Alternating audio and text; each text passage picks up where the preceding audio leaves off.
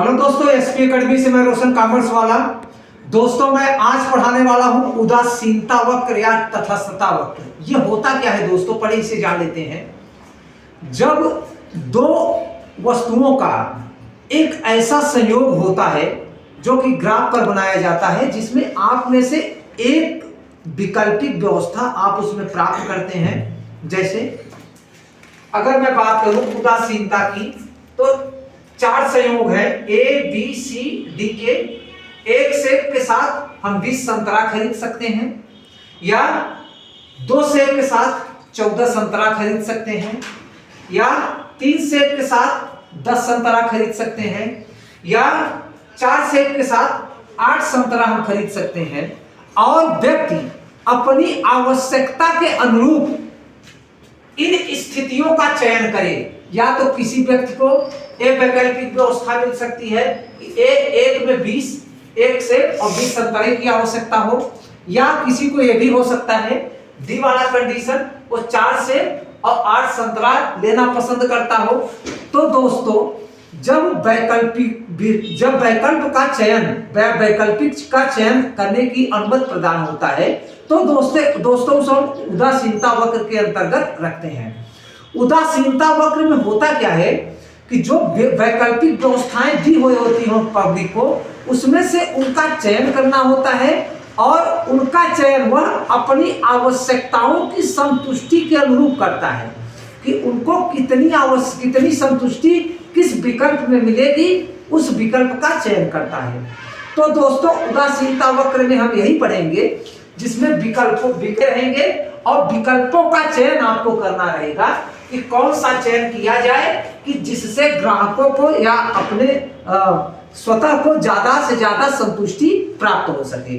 तो दोस्तों उदासीनता वक्र में सर्वप्रथम एजवर्थ 1881 में इसका प्रतिपादन किया था। उन्होंने पहली बार मैथमेटिकल फिजिक्स में, अपने यहाँ मैथमेटिकल फिजिक्स में एडवर्थ ने 1881 में इसको प्रतिपादित किया, और बाद में एलन हिक्स ने इसको ज्यादा जोर देकर मार्केट में लाया। इन्होंने बताया एलन हिक्स ने कि नहीं, इसका प्रयोग उदासीनता वक्र के अंतर्गत करना एक व्यक्ति विशेष के लिए बहुत आवश्यक होता है, जिससे वह अधिकतम संतुष्टि प्राप्त करता है और साथ ही विकल्पों का चयन करने में उसे आसानी होती है। तो दोस्तों उदासीनता वक्र इसीलिए बनाया गया जिसमें दो वस्तुओं का एक वैकल्पिक चयन होता है कि कौन सा वैकल्पिक चयन उनके लिए ज्यादा सही होगा। तो उदासीनता वक्र का ग्राफ दोस्तों बनाते हैं, जिसमें ये टेबल दिया। अब दोस्तों उदासीनता वक्र का मैं ग्राफ बनाने चल रहा हूं, जिसमें दिया है एक सेब पर संतरों की संख्या। इधर मैंने सेबों की संख्या दिया हुआ है दोस्तों 1 2 3 4 5, हालांकि टेबल में 4 तक था ही, एक आग बढ़ा दिया हूं मैंने। और यहाँ पर संतरों की संख्या दिया हुआ है दोस्तों, एक्स अक्ष ये है, वाई अक्ष ये है, एक्स अक्ष 5 10 15 20 25। एक सेब पर दोस्तों संतरों की संख्या है 20, ये है 20। तो एक तटस्थता वक्र ये बना IC1 का मतलब होता है, तटस्थता वक्र को बोलते हैं इनडिफरेंसेस कर्व। इनडिफरेंसेस कर्व वक्र एक, यानी उदासीनता वक्र को या तटस्थता वक्र को हम लोग बोलते हैं इनडिफरेंसेस कर्व। तो पहला हमारा जो वैकल्पिक व्यवस्था है 1 पर 20 है, दूसरा है 2 पे 14, यानी 2 पर अगर मैं बात करूं तो ये हो गया 14।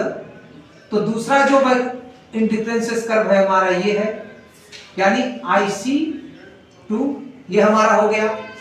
तीसरा जो हमारा वैकल्पिक व्यवस्था है वो है 3 पर 10, यानी 3 सेबों पर 10। तीसरा जो कर्व होगा हमारा ये है IC3। उसके बाद चौथा जो विकल्प हमारा है 4 सेब पर 8 सेब पर, यानी ये हो गया IC4।